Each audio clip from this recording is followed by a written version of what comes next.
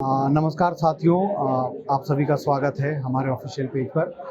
हम यहाँ भी इंडिया फेस्टिवल में आए हुए थे। इंडिया आर्ट फेस्टिवल जो नई दिल्ली के कॉन्स्टिट्यूशन क्लब में लगा हुआ है। यहाँ देश के तरह तरह के कलाकारों के आर्ट की यहाँ पे प्रदर्शनी लगाई गई है, जिसमें हर तरह के आर्ट देखने को मिलते हैं। कैसे कलाकार अपनी इमेजिनेशन को एक तस्वीर में और उसे एक सूत्र में पिरोने का काम करते हैं।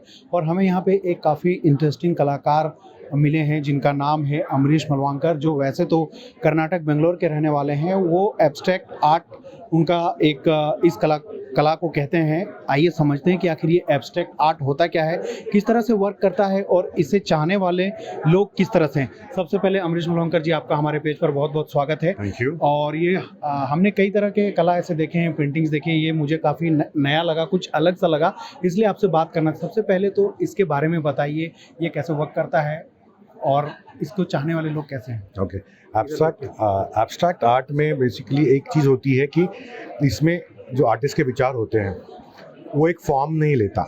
It's a formless art basically. You see, इसमें क्या होता है कि जब हम पेंट करते हैं तब एक खाली कैनवस से चालू हो जाता है और उसमें फिनिश प्रोडक्ट कैसे होगा ये हमें पता नहीं होता।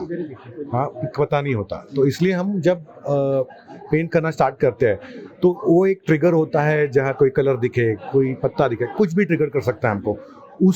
उस पॉइंट से स्टार्ट होता है एंड देन हम पेंट करना चालू करते हैं। इसमें क्या होता है कि उस वक्त की मेरी जो कहानी है, उस वक्त का मेरा मूड है, जो मेरा जितना टाइम स्पेंड करता हूँ, वक्त जो भी है, जो पीछे म्यूज़िक बजता है, जो भी है, वो मेरे कैनवस को और मेरे पेंट्स को और मेरे ब्रश को अफेक्ट करता है और मेरी कहानी वहाँ ख़त्म हो जाती है क्योंकि मैंने वो पेंट कर लिया है।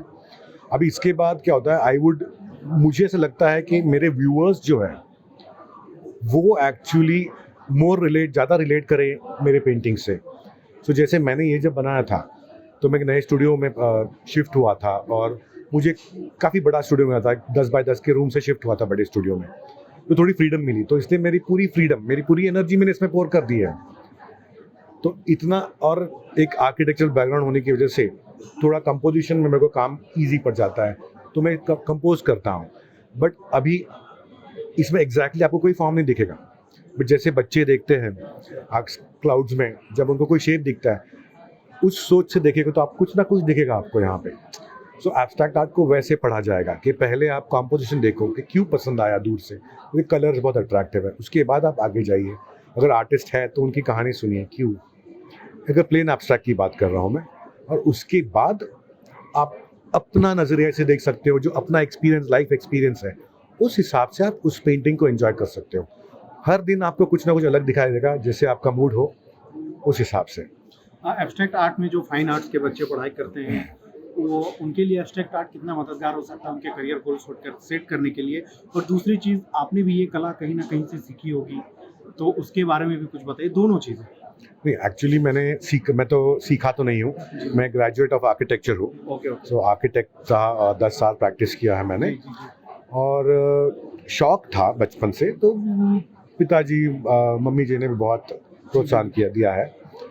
सो एब्स्ट्रैक्ट आर्ट में जस्ट बिकॉज फॉर्मल ट्रेनिंग नहीं थी, तो इसलिए मैंने एब्स्ट्रैक्ट आर्ट से स्टार्ट किया। मैं अभी भी कभी फिगरेटिव काम करता हूँ, बट जो मज़ा मुझे एब्स्ट्रैक्ट में आता है, जो फ्रीडम मिलती है, वो मुझे अभी तक, जस्ट बिकॉज मैंने पढ़ाई नहीं की है फाइन आर्ट्स में, मुझे इसमें मज़ा आ जाता है।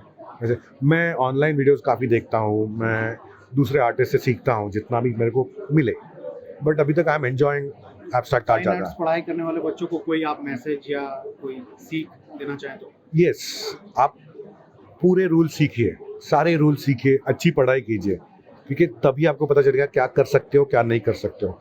And then think outside the box, जो बोलते हैं, कि तब आप रूल्स ब्रेक कर सकते हो और एक कुछ नया, एक अलग सा क्रिएट कर सकते हो आपके लिए। दिल्ली आकर आपको कैसा लगा और यहाँ इंडिया आर्ट फेस्टिवल में कैसा रिस्पांस मिल रहा है आपको? ये मेरा फर्स्ट एक्सपीरियंस है इंडिया आर्ट फेयर में। शोज़ तो काफ़ी किए, but as a Indian art festival में पहली बार आया हूँ। बहुत सारे आर्टिस्ट देखने को मिले, बहुत सारी टैलेंट देखने को मिली है, बहुत मज़ा आया, बहुत बातें करने मिली, और एक टोटल एक्सपीरियंस तो बहुत वंडरफुल रहा। आप जिस परिवेश से आते हैं, कर्नाटक बेंगलोर से, वहाँ ट्रेडिशनल चीज़ों को ज़्यादा तवज्जो दी जाती है। उस आउट ऑफ द बॉक्स आप काम कर रहे हैं एब्स्ट्रैक्ट आर्ट, दोनों में अंतर कितना है? और कर्नाटक और पैन इंडिया लेवल पर देखें तो आपका एक्सपीरियंस कैसा है?